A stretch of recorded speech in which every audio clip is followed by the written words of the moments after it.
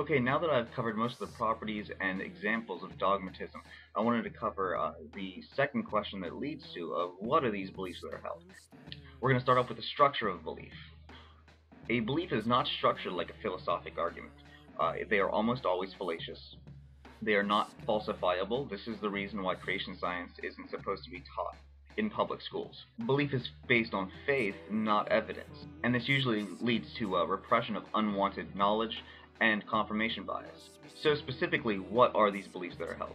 They come in three basic types whenever you're talking about dogma. The first one is conjectures about the real world that are based upon belief or poor observation. One example of this is the earth is flat. The second type is what I call the ultimate argument to authority. Examples of this would be Stalin's communist state, as well as the Catholic Church. Basically, it's an appeal to someone or something that is infallible. The third type goes like this: my blank is better than yours. And you can insert in that blank anything you wish: race, religion, gender, doesn't matter. This comes back to the superiority claims. So let's look at these beliefs with a skeptical eye. The first one has a bit to do with the human condition, but this is one of the reasons why science has evolved and prospered so much, is because it tries as hard as it can to be objective. Now, as humans, we cannot be entirely objective, but we can take a look at things in a little bit of a different light. For instance, Isaac Newton had great insight in his 3 laws of motion. This is how science works. The argument to authority falls apart, being that we're all human, and all humans are fallible, and so likewise, all institutions that we come up with are also fallible. Examples of those institutions would be religion, governments, economies, educational systems, judiciary systems, legislation. Now, as far as the last one, any grade school child has come across this argument before, and most realize how horrible it is, mostly because at that point, how do you define what better is? Why exactly is your race better? Whenever you pose the question why to any of these superiority claims, they don't have an argument to back it up. There is no good argument for them to say. Now, in the second part of this video, I wanted to do behavior, and this was posed as far as the question, why do we hold these beliefs? So we're going to start by looking at human behavior. One thing I'd like to say here is that there is no such thing as human nature. There is only human behavior. What we get into here is a little bit of a nature versus nurture conflict. Now, if you think about any of the things that are typically ascribed to the term human nature, they're things like greed, that are seemingly endemic in human behavior. But these are still behaviors. So we can kind of produce a hierarchy of human behavior doing this. On the top, you have the most malleable, where you have traditional behavior. These will be things that are close to Pavlov's dog, conditioning, learned behaviors. In the human nature category of things like greed and things like that, that's where we get to the second tier. Those are things that are seemingly endemic in human culture, but the thing is that they are not evenly distributed. It all depends upon the culture you're in. For instance, there are some societies that are very violent, and there are some societies that are not violent at all. And then the last tier, you'll have uncontrollable behavior. That will be mostly biological things, things like pupil dilation or goosebumps. Now, to look at human behavior, we have to talk about nature versus nurture to put everything into context here. Nature versus nurture is the argument of which is more important, nature or nurture, with the development of the human condition.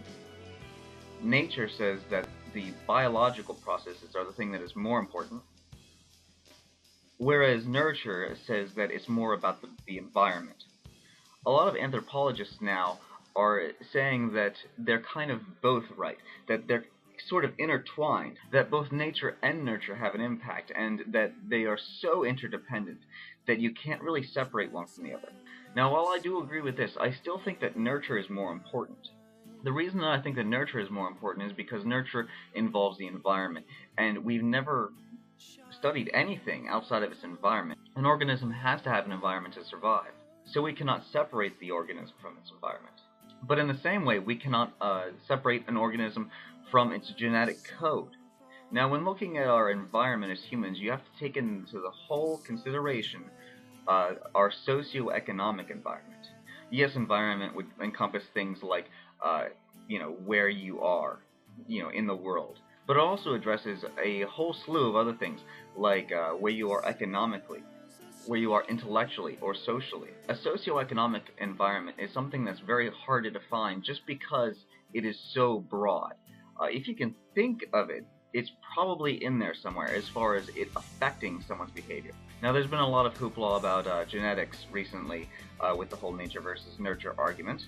I think the genetics are an interesting field of study, but at the same time, I don't think that they have all the answers as far as behavior. I think genes are kind of like little molecular switches that get flipped on and off depending upon certain circumstances. For instance, some people have the violent gene and are violent, and some have it and are not.